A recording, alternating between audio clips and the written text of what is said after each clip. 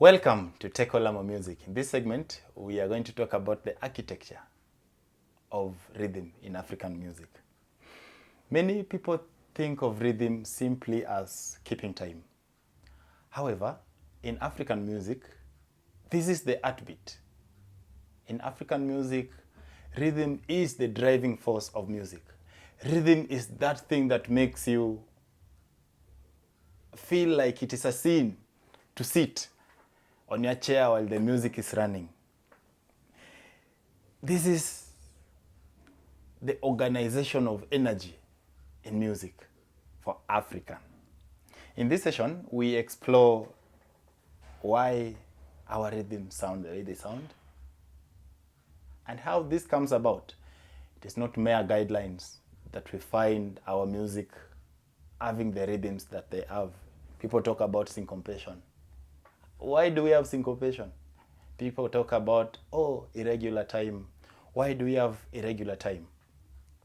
In Western music system, rhythm is commonly organized in what we call divisive time, which is often treated as the most natural approach, where you find the time is divisible to 2, 3. We talk about duple time, we talk about triple time, talk about quadruple time, and this further goes down and they subdivide it to simple time signatures and compound time signatures. Then here comes something and they call it irregular meter. The main question is, it is irregular to what? In Africa, we have something called the additive time. This additive time is not irregular at all because it is natural to some communities. It is what makes other communities. So we cannot say it is irregular. Because when we go and even look at the definition of a meter is just a pattern of regular recurring beats. So if that pattern is 7, like for example in 7/8, then that is regular to that. If it is 5 to 5/8, it is regular to that. But that is not to challenge the fact that it is irregular in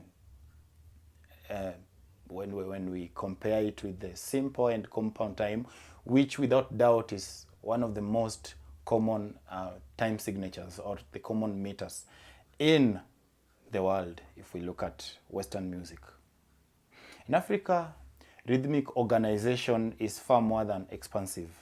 The timeline range from simple to compound to additive, and this diversity is what causes or creates the beauty in our music.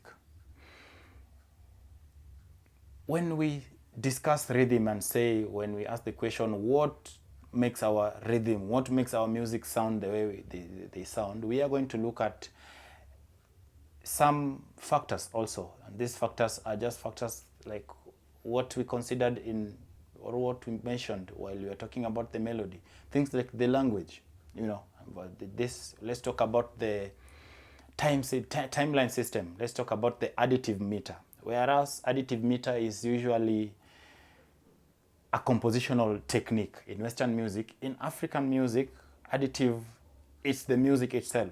Some communities, they just base their music in additive. For example, the Agikuyu music, I think Agikuyu have one of the interesting timelines and scale in Kenyan music. It's not just a common thing. And when they start dancing, they just feel like, there's something different they're doing. There's something that is not common to what we always do, but it is so natural to their music. We have common additive time like 5/8, 7/8, and 8/8. 5/8, we might have a group of 3 beats followed by a group of 2 beats. You have 1, 2, 3, 1, 2, 1, 2, 3, 1, 2, 1, 2, 3, 1, 2. And the more you play this in your mind, the more this sounds so natural in your mind. Or 1, 2, 1, 2, 3, 1, 2, 1, 2, 3. And this sounds so natural in your mind. That's why, again, I tend to think, at Tekolamo, we tend to think it is not actually irregular. It is regular to this particular context. We look at the 7/8 time signature, mostly used in it's the Central and the Western Africa, where we have the 1 2 3 1 2 1 2 1 2 3 1 2 1 2. That brings a very good motion. You know, it brings a pattern or even dance that is not very easy to follow for some people who are not blessed with dance moves, but still it is one of aesthetic points in our music. I want to look at the time 8/8 time. The 8/8 time signature is additive time. You know, when we look at it and we look at it mathematically, we can say, but this one you can just divide it by 2 and you have 4/4. You know, 8/8 you can just have a group of 2 2 2 2 and you say that brings it to be maybe simple time. But no, 8/8 actually is additive time. In a sense, we are having a group of 3 beats followed by 3 beats followed by 2 beats. When you are a lover of rumba music, this is a common thing. The Congolese slow rumba, and let's not confuse it with the sukus. The sukus and we have the rumba.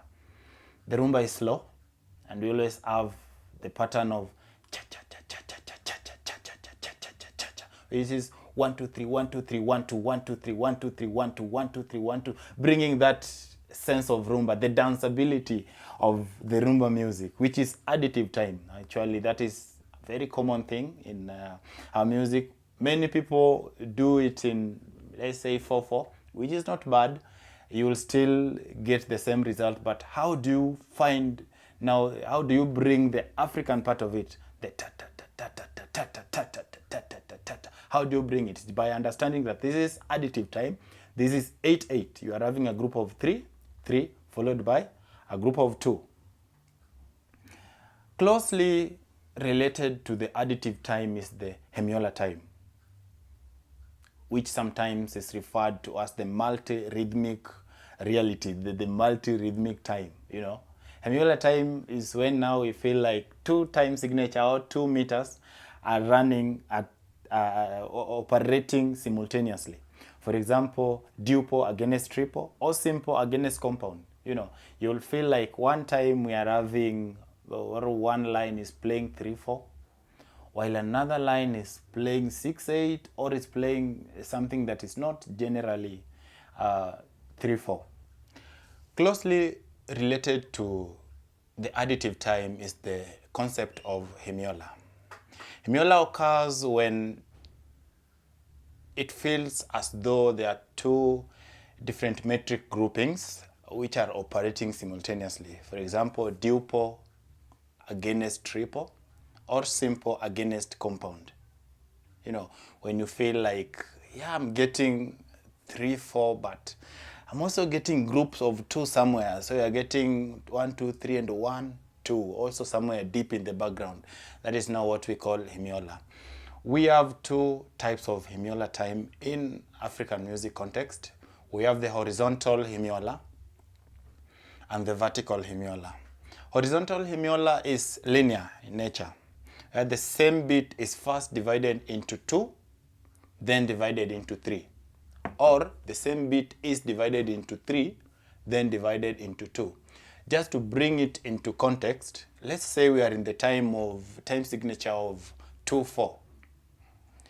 We can divide, let's have 2 crochet beats as usual in that particular bar. The first one, we have 2 equal beats. Those are 2 quavers. Then the second, we have a triplet. So we have 1 2 1 2 3 1 2 1 2 3 1 2 1 2 3. That is what we call the horizontal hemiola. A clear example can be found in the Obokano music, and I can see behind the camera Miguel is smiling because he's he's a Obokano player, a good one. You know, when they play the Obokano, you feel the feel of bang pa bang pa pa bang pa bang pa pa bang pa. It's the same beat, 1 1, but the first time here bang pa, which has 2, then bang pa pa, which are just 3 beats. So it's just tang tang ta ta ta tang ta ta ta. That give us the horizontal hemiola. The next one is the vertical hemiola. This is now the heartbeat again of Africa, where when an ensemble is playing, everybody is minding their business in the ensemble. Everybody is playing what they are playing.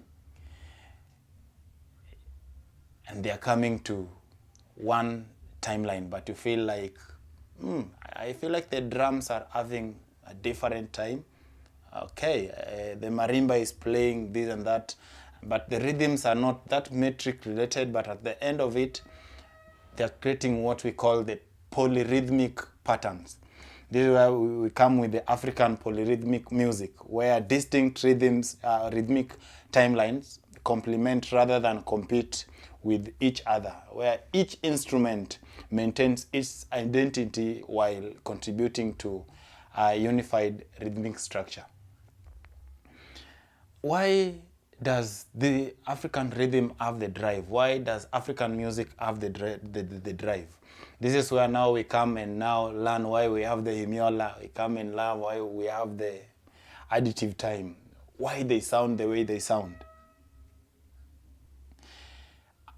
As we mentioned in the other segment, our language is one of the factors that plays a very big role in shaping how our music sound. And here too, language is playing a very big role.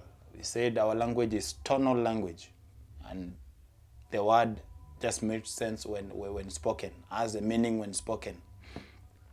The same, the speech rhythm. The speech rhythm, where we have our speech is shaped by long and short syllables.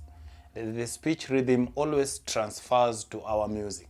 Speech rhythm always finds itself transferring to the music, and this influences the musical rhythm. As a result, African music often mirrors spoken rhythm. You know, you find the same way you speak, the same rhythmic pattern you speak is the same rhythmic pattern you're going to find falling in the music. That brings the syncopation in our music, where we don't structure our music saying this one is the first beat of the bar, this one is the second beat, the third beat.